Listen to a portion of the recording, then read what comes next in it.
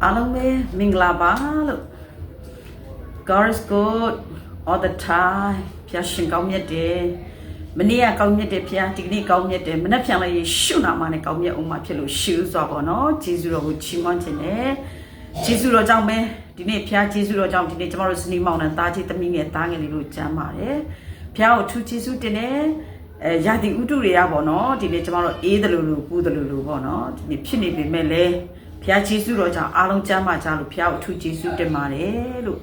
Chimotai de Pia Pite, Goquetai de Pia Pite Surabono, Jama, two bed Jama Jizuro, Chimontene.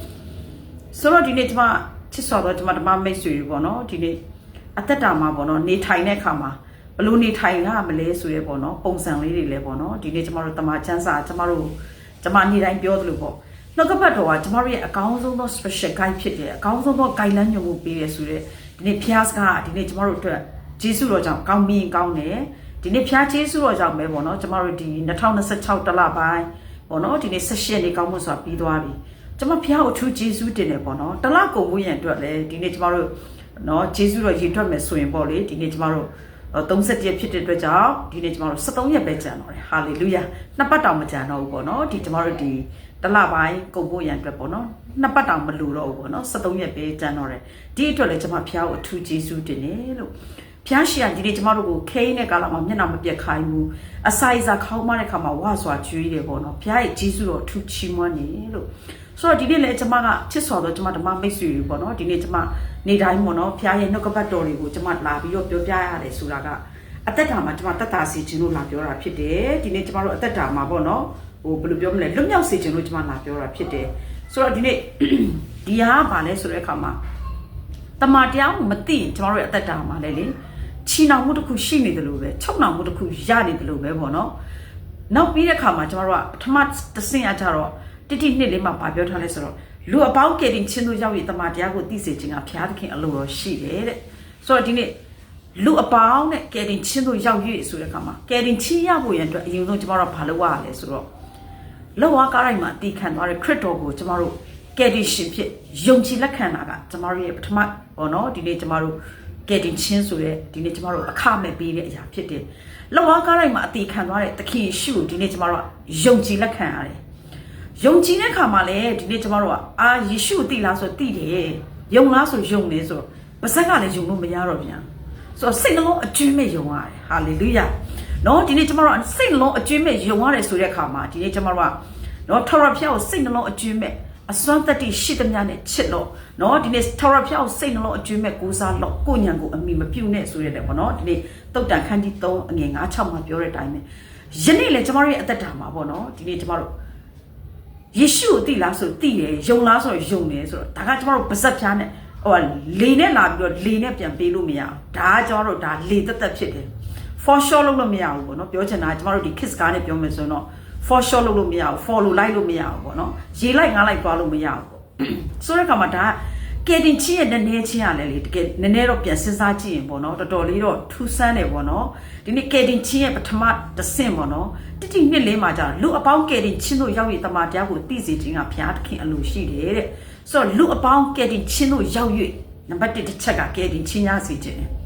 So, didn't tomorrow, a lady Muila, we saw in tomorrow. A daily muira and a shilling muira, parting be sheep. A day muino tomorrow a day baby sheeply, Tagatma Lu Biorabono, but that lunar sign it, Bono, a chinu to my Piolo, Talibaro Chisodo tomorrow to my base, Ema one muire beta, one muire beta, say muire beta. Go yet the listen up muila at the Japan mumui baby mumui bono. I think I'll need muila, Missui. Miss you of your Vamala, tomorrow of your Vamala, baby omble, Dalama tomorrow place bono. So I didn't tomorrow Lule Tony like our Mebono, tomorrow by Tema, or go where or Kula, say up, or Pawabi.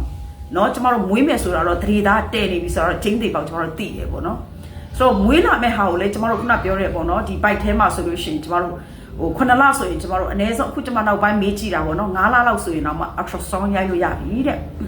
So I didn't tomorrow. The Galilia, bono, Tema by me by Tema, she the Galilia, Yauchalila, Mingalila Surago. Making me there tomorrow, Jodinia. So did Jodinia, so Ticharo, young Charlie, so tomorrow, Selama, Gola, will be Sela Kwame. Mingalea, did tomorrow, Gola, tomorrow, Muira, so muirable. ဆိုတော့ဒီနေ့သေးကြတာကျမတို့မွေးမအောင်သေးကြနေပြီဒါပေမဲ့တကယ်လို့မွေးလာတဲ့အရာမှာအသေးလေးမွေးမယ်ဆိုရင်ကျမတို့ပျော်ပါမလားဘယ်မိဘပျော်မလဲမပျော်ပါဘူးပျော်စရာလည်းမကောင်းပါဘူးယနေ့လေကျမတို့ကယ်တင်ချင်းတို့ရောက်တယ်ဆိုတဲ့အတိတ်ပဲရဲ့နည်းနည်းချင်းရပါလဲဆိုတဲ့ခါမှာပေါ့နော်ကျမပြန်စဉ်းစားတာပေါ့ကယ်တင်ချင်းရတယ်ဆိုတာကဒီနေ့ကျမတို့အခုလက်ရှိမှာကကျမတို့ရဲ့လူဘဝတက်တန်းပေါ့နော်ဒီနေ့ကျမ18နှစ်ဒေးတစ်ခုနဲ့ပေါ့နော်ကျမတို့ဒီအသင်းတော်တစ်ပါးကနေပြီးတော့သူတို့တင်ထားတဲ့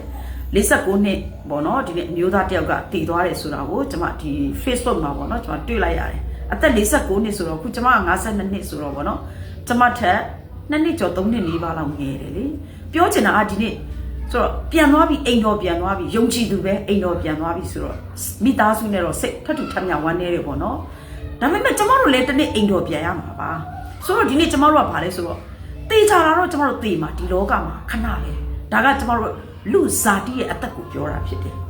ဆိုတော့သခင်ယေရှုကဒီနေ့လက်ဝါးကားတိုင်းမှာလာရောက်အသေးခံပေးတဲ့ကျမတို့ကိုပေးတဲ့အသက်ကဘာအသက်လဲဆိုတော့ထာဝရအသက်တဲ့ဟာလေလုယာအဲ့ဒီထာဝရအသက်ရဖို့ဆိုတဲ့ skill ရတယ်လေတော်ရုံ skill ဘုတ်နဲ့တော့ကျမတို့သွားလို့မရအောင် for sure လုပ်လို့မရအောင်ပြောမယ်ဆိုလို့ရှင်ပထမတစ်ချက်ကကျမတို့ယေရှုကိုယုံလားဆိုတော့ယုံတယ်သိလားဆိုတော့သိတယ်ခေါင်းသိနဲ့ကျမတို့ပါဇက်ဖြားနဲ့ယုံတာတော့တမန်ကရှန်က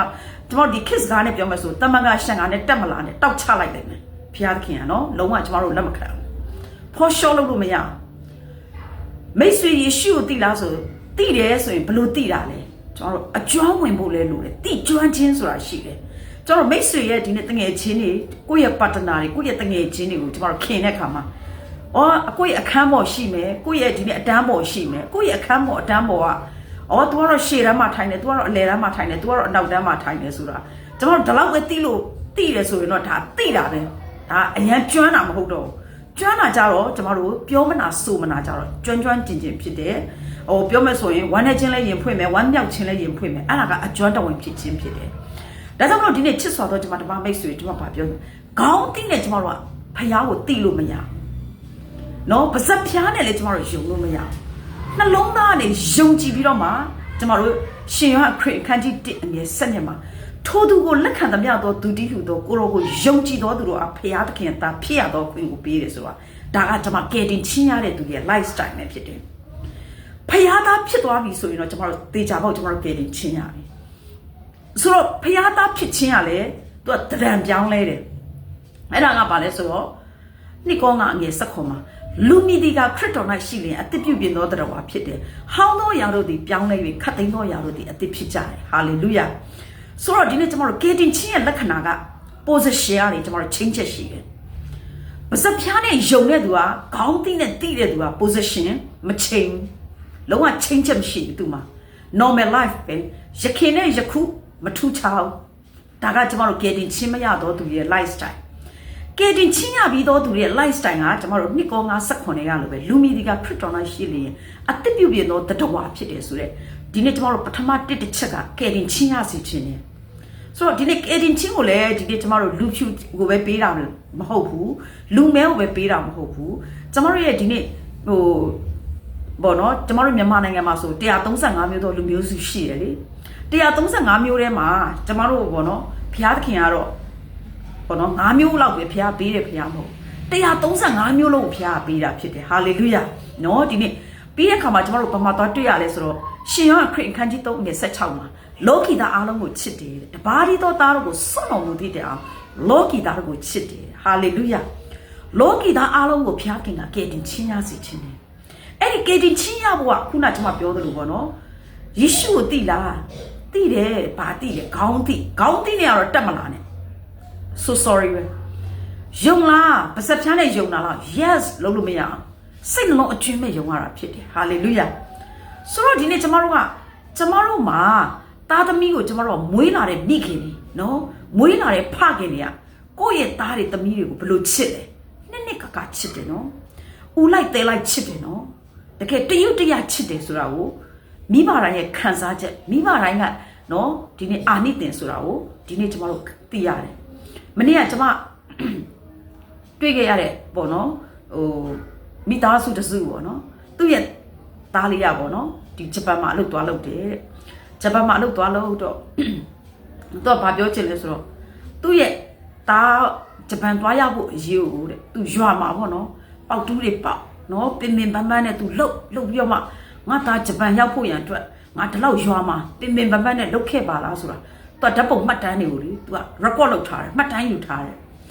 အော်ပြောချင်တာကအဲ့ဒါကိုသူ့ရဲ့သားကလည်းသိတယ်အော်ငါအဖေကပေါ့နော်ငါပုံမှာအရန်ကောင်းတဲ့ဖေပါလားဆိုတော့သိတဲ့အခါမှာသူတို့ကနေမြို့ကလာတာ哦နေမြို့ကလာတော့သူတို့ဂျပန်ကိုသွားရမယ်ဆိုတော့ကလေးလေးကလည်းပေါ့နော်သူဂျပန်လည်းရောက်သွားပြီပေါ့နော်ရောက်သွားတဲ့အခါမှာကျမသားနဲ့ရွယ်လူပါပဲအဲ့ကလေးလေးကဆိုတော့သူကကျမကိုပြောပြတာပေါ့နော်သူမိခင်ကျမကိုပြောပြတော့သူသားအဲ့ချိန်မှာသူတို့ရဲ့ဒီပေါ့နော်ဟိုပြောချင်တာမိသားစုမှာအစင်မပြေတဲ့ခါမှာသူများစီကငွေတွေဆွဲသုံးရတဲ့ခါမှာအဲ့ပတ်စံကိုသူ့သားကနေပြီးပတ်စံတွေအကုန်ပြန်ပြီးတော့ပေါ့နော်အကုန်ပြန်ပေးတယ်နော်ပေးတဲ့ခါမှာအကုန်လည်းပေးလို့လည်းပြီးသွားပြီတော့သူ့အဖေနဲ့အမေအတွက်ပေါ့နော်ဒါအဖေအတွက်အဖေ TV ဝယ်ဖို့အဖေဘာလို့လဲလိုတာဝယ်ဖို့ဆိုတော့သူ့အဖေကိုသူပြန်ပေးတယ်ပြောချင်တာကအဖေကပေါ့နော်ဒီသားကိုဘယ်လောက်ချစ်လဲသားကလည်းအဖေကိုဘယ်လောက်ချစ်လဲဆိုတော့မြစ်တာကိုဒီနေ့ဖော်ကျူးပေးတယ်ဆိုတော့ကျွန်တော်တို့တွေ့ရတယ်ယနေ့လေယေရှုခရစ်တော်ကဒီနေ့ကျမတို့ကိုဘယ်လောက်ထိချစ်တယ်လဲဆိုတာကိုသူလှဝါးကားလိုက်မှာသူအသေးခံပေးတယ်အသေးခံပေးပြီးတော့ကျမတို့ကိုငရဲကနဲ့ကဲနှုတ်တယ်အဲ့ဒါကိုကျမတို့ကယေရှုကိုသိလားဆိုသိရဲ့ကျမတို့ယုံလားလို့ပြောရင်ယုံတယ်လို့ပါစပ်ဖျားယုံလို့မရဘူးခေါင်းသိတယ်လည်းသိလို့မရဘူးနော်ဒီနေ့ကျမတို့ယေရှုခရစ်တော်ကိုကျမတို့ကသိလားဆိုတော့သိတာဗောသိုံနဲ့မကောက်ကျွမ်းနေလေအကျွမ်းတော်ဝင်ရှိတယ်ဟာလေလုယာနော်ဒီနေ့ကျမတို့ယောဘဝတ္ထု20နဲ့21မှာဆိုရင်ဖယားသခင်ကအကျွမ်းဝင်မိတ္တာရဖွဲ့လို့ထို့တို့ပြုမှာကောင်းစားခြင်းတို့ရောက်ရလိမ့်မယ်အရင်ဦးဆုံးကျမတို့ကဗါလေသူနဲ့နော်တရင်တနည်းအကျွမ်းတော်ဝင်ကျမတို့ကနေရတယ်တဦးနဲ့တယောက်နဲ့တော့မှဆွေလည်းမတော်မျိုးလည်းမတော်တဲ့လူတယောက်နဲ့ခင်တော့မှအကျွမ်းတော်ဝင်ခင်ပါဖြစ်တယ်နှစ်ကသူတို့ယုံကြတယ်ယုံပြီးတော့သူတို့မှာရှိလေသမျှကိုရင်ဖွင့်တယ်အိတ်တော်ဖာမောက်ပြောတယ်ဟိုလိုအပ်တယ်လို့ကူညီတယ်ဆိုတာကိုကျမတို့ဒီလောကရဲ့ပေါ့နော်အနေထားလေးတွေတောင်ကျမတို့ယဉ်နေမှုရဲ့ရလက်ပေါ့နော်အဲ့ဒါကိုကျမတို့တွေ့ရတယ်ဒါဆိုတော့ဒီနေ့ကျမတို့ဖယားသားသမီးတွေဖယားကိုဒီနေ့ကျမတို့ကယုံနေပြောတယ်ဆိုလို့ရှိရင်အကျွမ်းဝင်ဖို့လိုတယ်သူနဲ့ယဉ်နေဖို့လိုတယ်ကျမခုနပြောခဲ့တယ်လို့ပေါ့ခေါင်းအသိနဲ့နော်ဒီနေ့ကျမတို့ပါဇက်ဖြားနေတော့ယုံတယ်လို့ပြောပြီးလို့မရဘူးနော်နှလုံးသားနဲ့ယုံရတယ်နှုတ်ကနဲ့ဝန်ခံပြီးတော့မှတကယ်ကျမတို့ခုနနှစ်ကောင်းက18ရလို့သူ့ရဲ့ချင်းချက်ပေါ့နော် position ကပြောင်းလဲသွားတယ်လူမြည်ဒီကခရစ်တော်၌ရှိလေခရစ်တော်၌ရှိသောလူရဲ့အသက်တာကပြောင်းလဲတယ်အရင်တော့ကကျမတို့ဖျားမကြိုက်တာအသက်ရှင်ခဲ့တယ်အခုဖျားအကြိုက်ကျမတို့အသက်ရှင်တယ်အရင်တော့ကဖျားမနဲ့တက်တာကျမတို့လုပ်ခဲ့တယ်အခုကျမတို့ဖျားနဲ့တက်တာပြန်လုပ်မယ်ဒါကပြောင်းလဲခြင်းရဲ့လက္ခဏာပေါ့နော်ဆိုတဲ့အခါမှာဒါကယ်တင်ခြင်းရဲ့ပေါ့နော်အနက်တိတ်ပဲဖြစ်တယ်ဆိုတော့ဒါကကျမတို့အဲ့ကယ်တင်ခြင်းရဲ့အနက်တိတ်ပဲကဒီမြင်ကွင်းပေါ့နော်ဒီလောကမှာအသက်ရှင်တဲ့အခိုက်အတန့်လေးမှာလေဒီပုံစံလေးရလဲပေါ့နော်ကျမတို့အသက်တာမှာဖျားခင်ရှိလူတို့ရှိမှာဆိုတဲ့ပေါ့နော်ပေါ်လွင်နဲ့ထင်ရှားတဲ့ပေါ့နော်တဒံကျမတို့တိတတာကိုကျမတို့မြင်တာတယ်ထင်တာတယ်ဆိုတာကိုကျမတို့မြင်တွေ့ရတယ်ဆိုတော့ဒုတိယတစ်ပိုင်းအနေနဲ့ပေါ့နော်ကျမပြန်သွားမယ်ဆိုရင်တမာတရားသိစေခြင်းနဲ့ပေါ့နော်ကဲတင်ချင်းတို့ရောက်ပြီးတော့မှဒုတိယပါလဲဆိုတမာတရားသိစေခြင်းဒါဒုတိယရဲ့စာကြောင်းလေးကတမာတရားသိစေခြင်းဆိုတော့ဒီတမာတရားဆိုတာလေဘယ်လိုလဲဆိုတာလေပေါ့နော်ကျွန်မအနေငယ်ပေါ့နော်အားပေးခြင်းနဲ့ဖိလိပ္ပိခန်းကြီးကျွန်မတို့ဘယ်လောက်မှတွေ့ရလဲဆိုတဲ့အခါမှာခန်းကြီးလေးအမြင်ရှစ်မှာပေါ့နော်ကျွင်းသောစကားဟူမူကားညီကိုတို့တမာတရားနဲ့ဆိုင်သောအကျင့်လျှောက်ပတ်သောအကျင့်ဖြောက်မှတ်သောအကျင့်စင်ကြယ်သောအကျင့်သူတစ်ပါးနှစ်သက်ဖွယ်သောအကျင့်ချီးမွမ်းဖွယ်သောအကျင့်ရှိသမျှတို့ကို၎င်းပါရမီတစ်ပါးပါကောင်းသောသတင်းတစ်ပါးပါနဲ့ဆိုင်သောအကျင့်တို့ကို၎င်းနှလုံးသွင်းကြလော့နော်ဒီနေ့နှလုံးသွင်းကြလော့လို့ပြောတာတယ်ဆိုတော့ဒါကအငယ်ရှင်းမှာပေါ့နော်ဖိလိပ္ပိခန်းကြီးလေးအငယ်ရှင်းမှာဒါကတမာတရားရဲ့တမာတရားနဲ့ဆိုင်သောအကျင့်လို့ကျမတို့ကိုပြောထားတာဟုတ်ဆိုတော့တမာတရားဆိုတာကလူရဲ့ဘဝမှာပေါ့နော်တမာတရားသိခြင်းဟာလေလူဘဝမှာအရန်တတ်တာတယ်အဲ့ဒါအခုလေဖျားကျေးဇူးတော်ကြောင့်ပေါ့နော်ကျမလည်းပေါ့နော်ဒီနေ့ကျမကလေး၃ယောက်ရဲ့မိခင်ဖြစ်တော့ကျမတို့ဇနီးမောင်နှံ2ယောက်ကတမာတရားသိတဲ့အခါမှာကျေးဇူးတော်ကြောင့်ကျမတို့ဇနီးမောင်နှံ2ယောက်ကခင်မွန်းတဲ့နဲ့ကျမခင်မွန်းတဲ့ကျမကို2ယောက်သားပေါ့နော်အပြန်အလှန်ကျမတို့တမာချမ်းစာဆွေးနွေးကြတယ်ဒါဒီလိုဟွာဟိုလိုဆိုဟုတ်တယ်ဒါကတမာတရားဖြစ်တယ်ဒါကတော့ကယ်တင်ခြင်းဖြစ်တယ်ဆိုကျမတို့ဆွေးနွေးတဲ့အခါမှာပေါ့နော်ဒီနေ့ကျမတို့စကားပြောလာတဲ့ခါမှာလေဇနီးမောင်နဲ့ဆိုပေမဲ့လေပေါ့နော်ခင်မွန်းတွေကလည်းကျမတို့ပြောလို့ရှိရင်ဒါတမာတရားနဲ့မညီဘူးကျမကလည်းဟုတ်တယ်ဒါကတမာတရားနဲ့မညီဘူးဆိုတော့ဒီနေ့ကျမတို့2ယောက်သားပေါ့နော်အမြဲတမ်းလို့စင်ချင်အောင်မေးလေးရှိတယ်ပေါ့နော် ပြောချင်တာကတမန်တရားသိတဲ့အသက်တာကဘာလဲဆိုတော့အသက်တာမှာပထမဦးဆုံးကျမတို့ဘာဖြစ်သွားလဲဆိုတော့လွတ်မြောက်သွားတယ်တမန်တရားသိလာတဲ့အခါမှာဒီနေ့ပေါ့နော်ကျမတို့တမန်တရားနဲ့ဆိုင်တဲ့အကျင့်တွေကျမတို့ကျင့်လာတယ်အဲ့ဒီအကျင့်ကဘာလဲဆိုလျှောက်ပတ်တဲ့အကျင့်နဲ့ဆိုတော့လျှောက်ပတ်တဲ့အကျင့်ဆိုတာကဒီနေ့ပေါ့နော်ကျမတို့ပြောမယ်ဆိုသူ့ရဲ့အနတ်ဒိတ်ပဲတဲ့ဟိုအနတ်ဖွင့်မယ်ဆိုတော့အများကြီးပေါ့နော်ကျမတို့ဟိုတစ်ခုနှစ်ခုလောက်ပဲကျမတို့ပြောမယ်ဆိုလျှောက်ပတ်တဲ့အကျင့်ဆိုတာကဟိုပေါ့နော်ကျမတို့မတော်တရော်တွေသူများရှိမှာနော်ကျမတို့အပြုတ်အမူတွေနော်အနေအထိုင်တွေအပြောဆိုတွေအသွားအလာတွေကကျမတို့ဒါကလျှောက်ပတ်တဲ့အကျင့်တွေကျမတို့ကျင့်ပြဖို့လိုတယ်ဆိုတော့စကားပြောတဲ့အခါမှာနော်အနေအထိုင်တွေတချို့ကြတော့လေအသက်အရွယ်သာကြီးတယ်အော်ကို့မှာလည်းသားကြီးတွေသမီးကြီးတွေရှိနေပြီအော်သူတို့နှစ်ယောက်ကဟိုပေါ့နော်ဟိုလူမြင်အောင်ငါတို့လင်မယားအရန်ချစ်ပါတယ်ဆိုတာပေါ့နော်အရန်ကိုလေပလူးပလဲတွေနေပြတာကြတော့လေလျှောက်ပတ်တဲ့ဒရမ်မဟုတ်တော့ဘူးအဲ့ဒါကြတော့လေဟိုပေါ့တကယ်ကိုပြောမယ်ဆိုလို့ရှင်ပေါ့နော်ကြည့်ရတာအမြင်မလှဘူးပေါ့နော်ကို့မှာလည်းသားကြီးသမီးကြီးတွေတချို့ဆိုလို့ရှင်မြီးတောင်ရနေပြီဒါပေမဲ့ကို့မြီးတွေရှေ့မှာကို့သားသမီးတွေရှေ့မှာဟိုပေါ့အနေအထိုင်တွေကလေလျှောက်ပတ်တဲ့အနေအထိုင်တွေမဟုတ်ဘူးမြင်ရတာကြည့်ရတာလေဟိုသားတယောက်အနေနဲ့သမီးတယောက်အနေနဲ့ respect ရှိစရာကောင်းတဲ့ lifestyle မဟုတ်ဘူးပေါ့နော်အဲ့လိုမိခင်မျိုးတွေဖခင်မျိုးတွေအဲ့ဒီလိုပေါ့နော်ဟိုအသက်အရွယ်တွေလည်းကျမတို့ပေါ့နော်ပတ်ဝန်းကျင်မှာမြင်ရ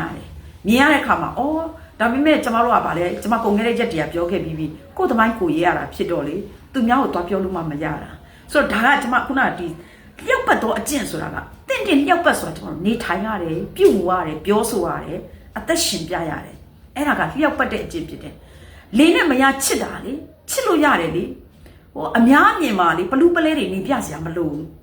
အများမြင်မှာဒီနေ့ကျမတို့ပတ်ချွဲနဲ့ချွဲတွေနဲ့နေပြစရာမလိုဘူးချစ်တယ်ဆိုတဲ့တဏ္ဍာကျမတို့ action ယူပြရတယ်နော်ဒီနေ့ကိုယ့်ရဲ့ခင်မွန်းတယ်ကိုယ့်ရဲ့သားသမီးကိုယ့်ရဲ့ဇနီးတယ်ကိုယ့်ရဲ့မိခင်ကိုဖခင်ဆိုတာကလေကျမတို့သူ့ရဲ့ position လေးကနော်တကယ် respect ရှိနေပြမယ်ဆိုရင်ဒါတင့်လျောက်ပတ်တယ်ဒီနေ့ကျမတို့အကျင့်ပဲဖြစ်တယ်ဒါကြောင့်မလို့ဒီနေ့ပေါ့နော်ဖြောက်မှတ်တော့အကျင့်ဆိုတာကဖြောက်မှတ်တယ်ဆိုတာကနော်ဒီနေ့မှန်ကန်ကန်အသက်ရှင်တာကိုလေနော်ဒီနေ့ဖြောက်မှတ်တဲ့အကျင့်ဟုတ်တယ်လို့ဒီနေ့ကျမတို့အာဗြဟံကြီးကိုဖျားခင်ကပါအနက်ဖွင့်ထားလဲဆိုတော့အာဗြဟံရဲ့ယုံကြည်ခြင်းကိုဖြောက်မှတ်ခြင်းကဲ့သို့သတ်မှတ်တယ်ဟာလေလုယာအာဗြဟံရဲ့ယုံကြည်ခြင်းကိုဖြောက်မှတ်ခြင်းကဲ့သို့သူ့ရဲ့ယုံကြည်ခြင်းကအမှန်ပဲလို့ပြောတာဖြစ်တယ်ဖြောက်မှန်ကန်ဆိုတာသူနေပြတယ်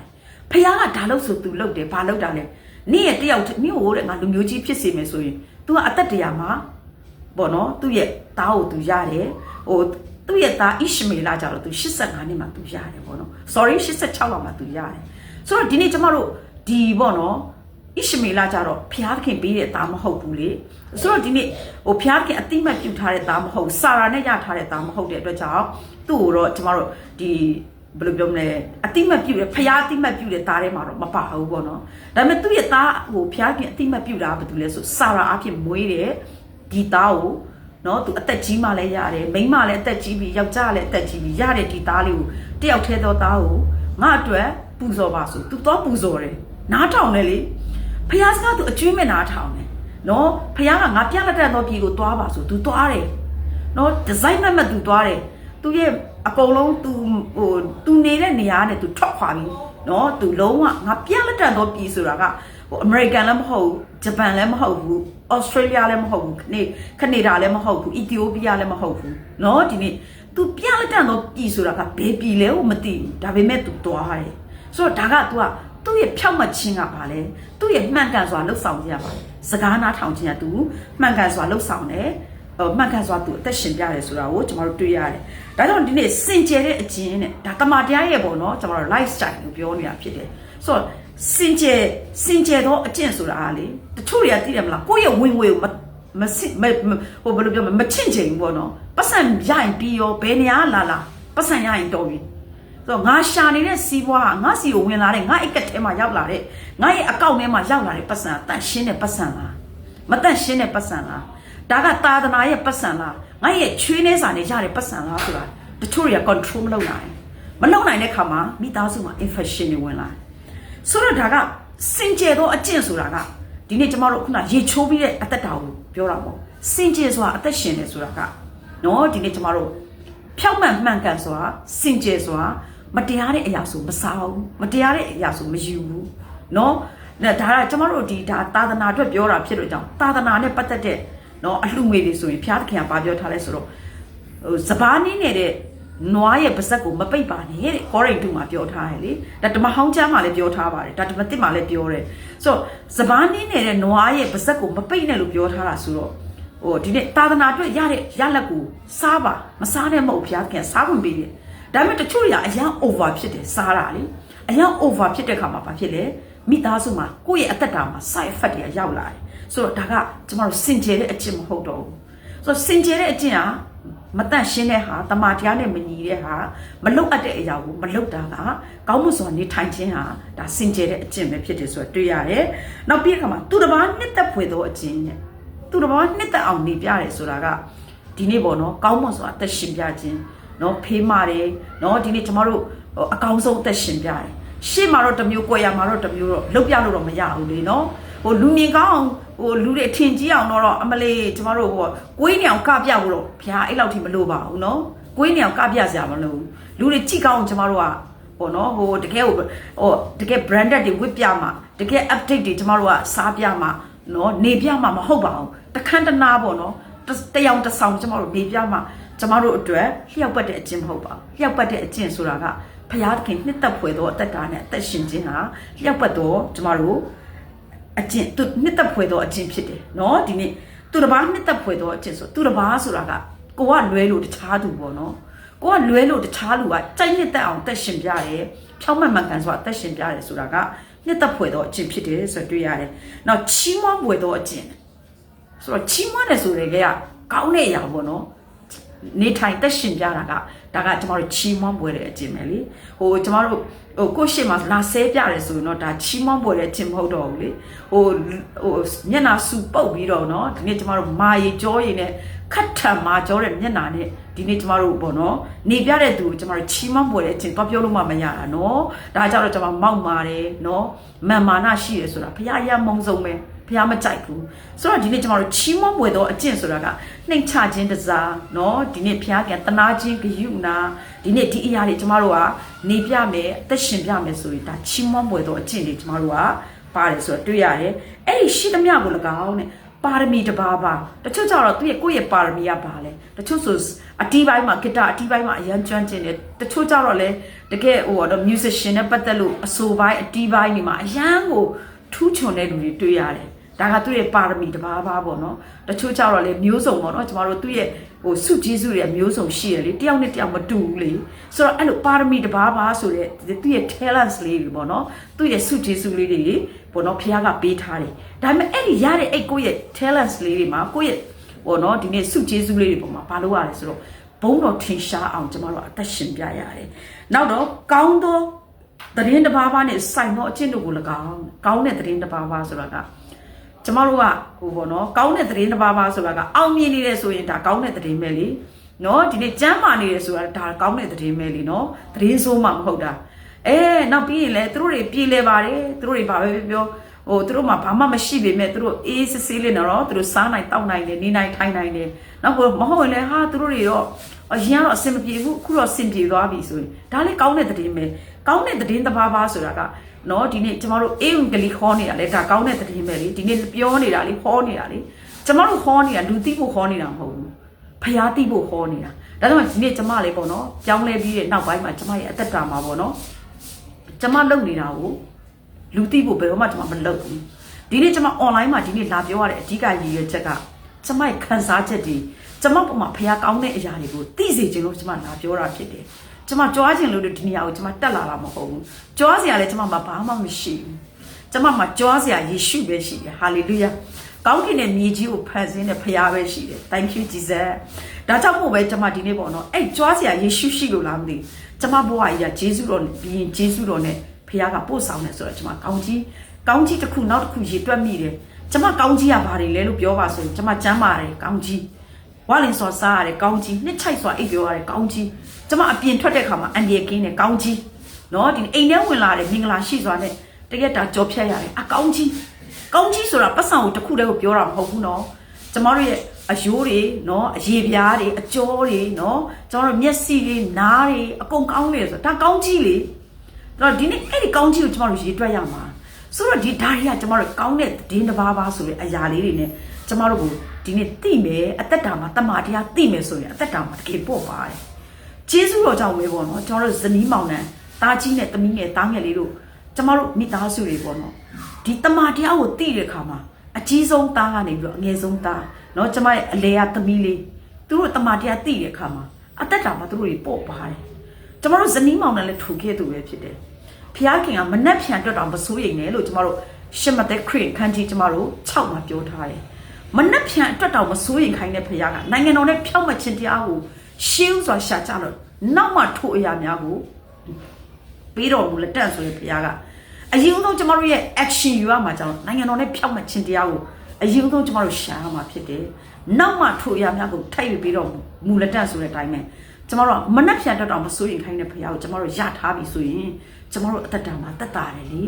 ဒါကဒီနေ့ကျမတို့ပထမတစ်ချက်ကပါလေကယ်တင်ချင်းရစီခြင်းနဲ့နော်ကယ်တင်ချင်းရဖို့တော့ကျမလာပြောတာဟာလေလုယာနော်ဒုတိယပါလေအသက်တာမှာလွတ်မြောက်ဖို့ရတဲ့အတွက်ကျမတမန်တရားသိဖို့ကျမလာပြောတာနော်ချစ်စော်တော့ကျမဓမ္မမိတ်ဆွေတွေကျမကိုချင်းစားတယ်ကျမလည်းလူတွေကလူပဲလေချစ်စော်တော့ဓမ္မမိတ်ဆွေလည်းနေ့တိုင်းထမင်းအိုးတက်စားရတယ်လေကျမလည်းနေ့တိုင်းထမင်းအိုးတက်စားရတယ်ချစ်စော်တော့ဓမ္မမိတ်ဆွေနေ့တိုင်းထမင်းချက်စားရတယ်ကျမလည်းထမင်းချက်စားရတယ်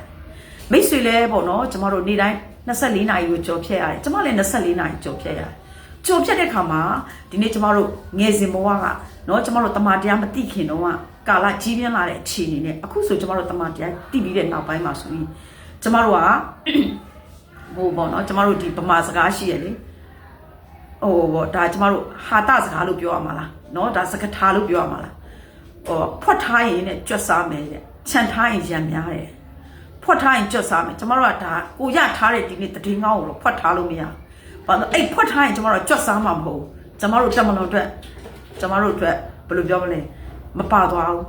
ဒါပေမဲ့တက်မလုံးကိုကျမတို့ပါသွားအောင်ကျမတို့ဖွက်ထားလို့မရဘူးเนาะဒီနေ့ကျမတို့ရထားတဲ့ကယ်တင်ခြင်းသတင်းစကားကိုကျမဒီနေ့ဒီနေရာမှာလာပြောတာဖြစ်တယ်เนาะဒုတိယကျတော့တမန်တရားသိမယ်ဆိုရင်အသက်တော်မှာတက်တာပြီးလွတ်မြောက်တယ်ဆိုတော့ကျမလာပြောတာဖြစ်ပါတယ်လို့ဒါကြောင့်မလို့ဒီနေ့ချစ်စော်တော့ကျမဓမ္မမိတ်ဆွေတွေပေါ့နော်